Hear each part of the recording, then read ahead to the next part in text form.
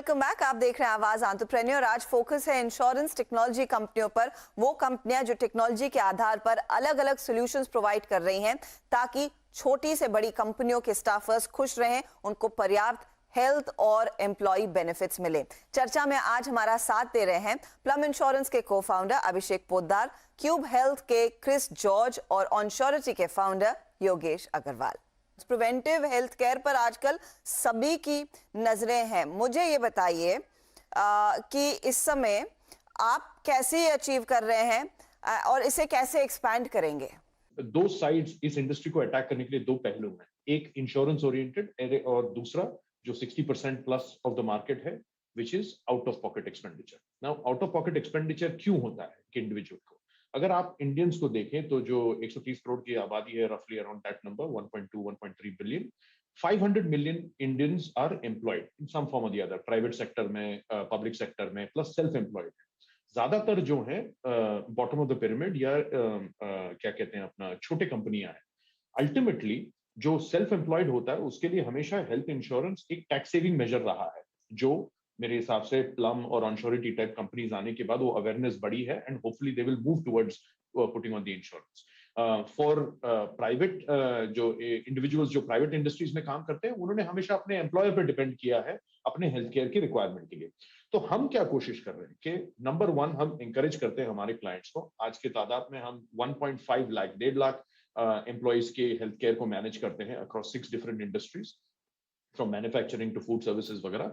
हम जाके उनको कहते हैं करके, आप अगर अपने एम्प्लॉइज को हर एक तरीके से कवर करना चाहते हैं तो उनको दो चीजें दीजिए। एक, आप एक ग्रुप मेडिक्लेम पॉलिसी ले लीजिए, जिसके लिए आपको, जो जैसे अभिषेक ने बताया, रफली 500 रुपीज के करीब पर मंथ का खर्चा होगा। नंबर टू, आप एक नो कॉस्ट ईएमआई का एक क्रेडिट लाइन ले लीजिए अपनी एम्प्लॉइज के लिए अप टू 10 लाख रुपीज, जिसके लिए हम सिर्फ 28 रुपए 28 रुपीज पर मंथ चार्ज करते हैं, 333 रुपीज पर ईयर। और ये दोनों चीजों कर मिलाकर अगर उनको 3 या 4 लाख रुपए की पॉलिसी मिल जाए, प्लस एडिशनल 10 लाख रुपए का क्रेडिट लाइन मिल जाए, तो अगर उनको कभी गॉड फॉरबिड उनको या उनके परिवार वालों को अगर हॉस्पिटल में जाना पड़े, या हॉस्पिटल छोड़िए, अगर एक बेसिक चीज है जैसे कैटरैक्ट ऑपरेशन जो टिपिकली इंश्योरेंस में कवर नहीं होता है, प्रेगनेंसी टिपिकली कवर नहीं होता है, डेंटल कवर नहीं होता और मेंटल हेल्थ भी कवर नहीं होता, अगर उसके लिए खर्चा करना है, आपको स्पेशलिस्ट से बात करनी है, तो आप बस क्यूब हेल्थ का जो नो कॉस्ट ईएमआई प्रोडक्ट जो है आप यूज करिए। जैसे रेगुलर क्रेडिट कार्ड यूज करते हैं, उसको आप किस्तों में बांट लीजिए। अगर आपने 10,000 रुपए खर्च कर दीजिए, आप 1,000 rupees per month over next 10 months पे कर लीजिए। इससे हम चाहते हैं कि जो अनसर्टेनिटी है ऑन हाउ टू पे फॉर हेल्थ केयर, जो डर है कि अगर मुझे गॉड फॉरबिड कुछ हो जाए तो मैं पैसे कहां से लाऊंगा, उसको हम एलिमिनेट करने की कोशिश कर रहे हैं और इसका काफी अच्छा एक्सेप्टेंस हुआ है। मैं लेकिन अब आप लोगों से ये समझना चाहूंगी, इसमें आप लोग कैसे पैसा कमाते हैं? Yogesh, beginning with you, how do you really make money? तो हम जैसे कंपनी हम वेलनेस सर्विसेज प्रोवाइड करते हैं और हम वेलनेस सर्विसेज पे कुछ हमारा मार्जिन रखते हैं और उसी से हमारे मार्जिन्स आते हैं। तो एक तो ये तरीका है। सेकंड में हम अभी और अपने क्लेम सर्विसेज को और रिफाइन कर रहे हैं, जहाँ पे हम हॉस्पिटल्स के साथ बात करके और कैसे हम हेल्थ केयर ओवरऑल उनको और सस्ते कॉस्ट पे वो सर्विसेज प्रोवाइड कर सके, और वहाँ पे उस एफिशिएंसी को बिल्ड करने के लिए थोड़ा वहाँ पे हम मार्जिन बना सके। तो ये दो एरिया है जहाँ पे हम मार्जिन बना सकते हैं। एंड ओवरऑल एक सबसे जो जरूरी चीज है कि ओवरऑल स्केलेबिलिटी। अब हम जिस मार्केट में है वो स्केल करेगा लगभग 35 से 40% ओवर द नेक्स्ट 5 years, जो कि बहुत बड़ा एक अमाउंट आएगा, क्योंकि आज के दिन में ओवरऑल हेल्थ इंश्योरेंस इंडस्ट्री कुछ 50,000 करोड़ की है और आने वाले टाइम पे वो कुछ 1.5 लाख करोड़ में की हो जाएगी। तो अगर उसमें से आप अगर 1% का भी मार्केट शेयर लेकर के रहते हो और वहाँ पे आप कुछ करीबन 5 से 10% का मार्जिन, ग्रॉस मार्जिन रखते हो, तो that also becomes very big for a technology company. तो ये सारी चीज़ों को मिला करके हमारा बिजनेस मॉडल बनता है, जहाँ पे हम टेक्नोलॉजी से सेविंग लाएंगे और different healthcare expenses which are not covered under insurance, how we can actually distribute it out and make margins there. अभिषेक, आपका रेवेन्यू मॉडल कैसा है? एक चीज मैं आप तीनों में नोटिस कर रही थी कि आप तीनों ने डिसेंट फंड्स रेज किए हुए हैं, तो कैश पर्याप्त है। Perhaps that is why you can offer these services at a much cheaper cost. लेकिन क्या आपकी कंपनियों पर प्रॉफिट के बारे में सोचने का भी बोझ बढ़ने लगा है? नहीं, आप जब भी कोई कंपनी बना रहे हो तो आपको डे वन से प्रॉफिट के बारे में सोचना होगा। ये जो भी इन्वेस्टमेंट्स आता है, this is helping us to build that technology. Chris, आपका मॉडल कैसा है? आप लोग कैसे रेवेन्यू जनरेट कर रहे हैं, एंड ऑफ कोर्स प्रॉफिटेबिलिटी के लिए प्लान्स क्या हैं? हमारा पैसे बनाने का जरिया जो है काफी आसान है। हम कस्टमर से पैसे नहीं बनाते, इन अ वे वी आर यूनिक। हम सप्लायर से पैसे बनाते हैं। बेसिकली अगर आप हेल्थ केयर इंडस्ट्री को देखें, ये जो करोड़ों में जो खर्चा हो रहा है, जो इंडिविजुअल जो पे करता है, उस इंडस्ट्री में बहुत सारा मार्जिन है। जो आज के तारीख में अगर आप सिंपल चीज जैसे कि कैटरैक्ट ऑपरेशन ले लीजिए, अगर आप 10 हॉस्पिटल से बात करेंगे आपको 10 अलग रेट मिलेंगे। मार्जिन ये जो इंडस्ट्री में है बहुत सारा है। अनफॉर्चुनेटली इस इंडस्ट्री में एक एग्रीगेटर उठकर नहीं आया।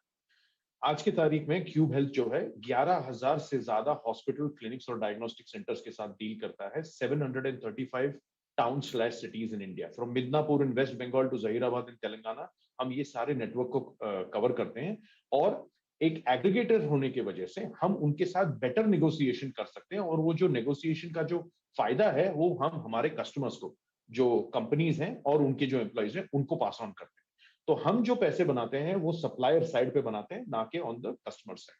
अच्छा, एक सवाल मैं आप तीनों से जवाब चाहूंगी कि अब आगे के टारगेट्स क्या हैं? कितनी आप पेनिट्रेशन बढ़ाना चाहेंगे? ऑनश्योरिटी का प्लान क्या है, बताइए योगेश। तो हमारा प्लान ये है कि हम दो तरीके का टारगेट लेके रखें। तो एक तो नंबर ऑफ मेंबर और नंबर ऑफ एसएमईज बढ़ाना है।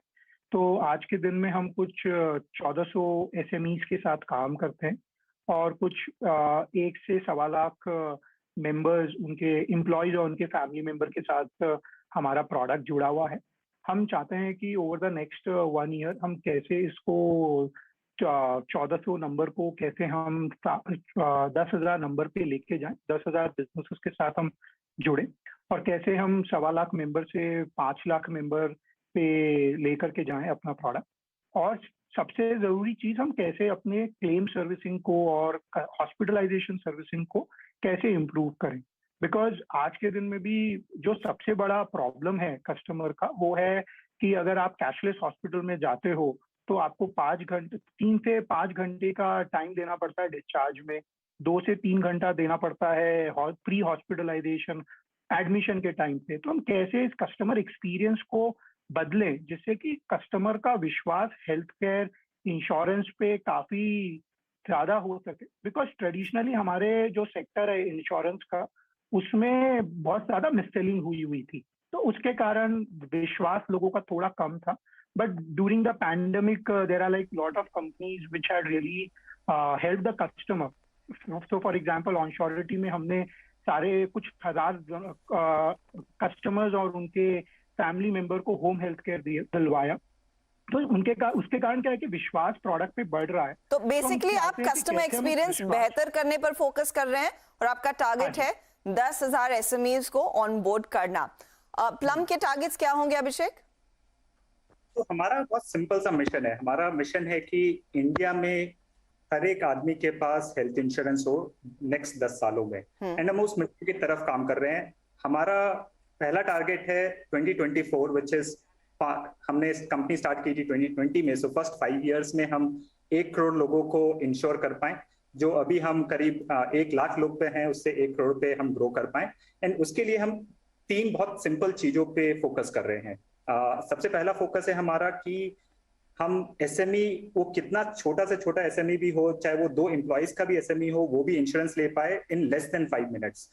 उस प्रोडक्ट को इतना सिंपल बना दो कि उसको 5 मिनट में वो प्रोडक्ट समझ में आ जाए कि वो क्या खरीद रहा है, किस प्राइस पे खरीद रहा है और उसको क्या बेनिफिट्स मिलेगा। हमारा सेकंड ऑब्जेक्टिव है कि हम उसको कैसे अफोर्डेबल बना सकें। सो जो हमारा प्लान अभी less than 100 rupees a month है, उसको और कैसे अफोर्डेबल बना सके। एंड हमारा थर्ड ऑब्जेक्टिव है कि जो क्लेम्स एक्सपीरियंस है, जो योगेश ने काफी सही चीज बताई, इंश्योरेंस बेचना तभी इजी होता है, सबसे हार्ड पार्ट होता है कि आप क्लेम्स एक्सपीरियंस कैसा प्रोवाइड कर रहे हो। एंड वहां पर हमारा सिंपल सा गोल है कि जो क्लेम सेटलमेंट होता है, अगर आप एक नेटवर्क में जा रहे हो तो जैसे आप एक एयरलाइन में जब वॉक इन करते हो तो आप पहले से टेली चेक इन करवा के आप जी हाँ।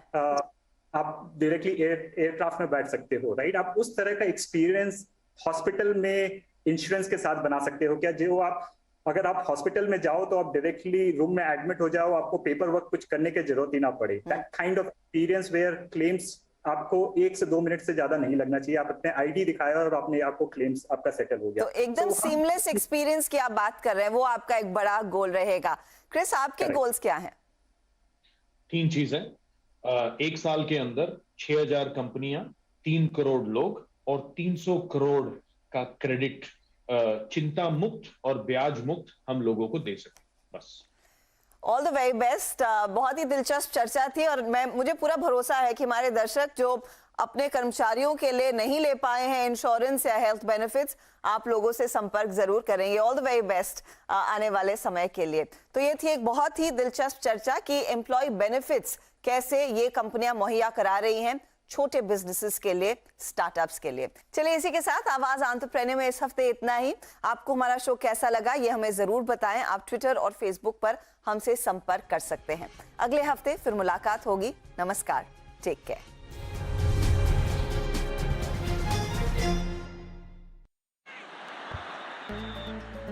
मेरी जीत